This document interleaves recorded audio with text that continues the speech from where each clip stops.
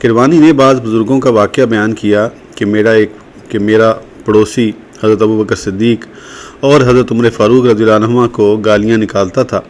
ایک دن اس نے ان دونوں حضرات کو بہت زیادہ گالیاں دیں تو میری اور اس کی بہت زیادہ لڑائی ہو گئی۔ میں جب واپس گھر آیا تو بہت زیادہ پریشان حال تھا، شام کا کھانا بھی نہ کھا سکا۔ اسی پریشانی کے حال میں سو گیا تو میں نے خواب میں نبی کریم صلی اللہ علیہ وسلم کی زیارت کی تو عرض کیا، یا رسول اللہ صلی اللہ علیہ وسلم، فلاں شخص میرا پڑوسی آپ کے صحابہ کرام کو گالیاں دیتا ہے۔ آپ صلی اللہ علیہ وسلم نے فرمایا، میرے کون سے صحابہ کو؟ میں نے عرض کیا، حضرت ابو بکر اور حضرت عمر رضی اللہ عنہما کو۔ آپ صلی اللہ علیہ وسلم نے فرمایا، یہ چھری لے لو، اس کو ذبح کر دو۔ میں نے چھری لے لی، اسے لٹا دیا اور ذبح کر دیا۔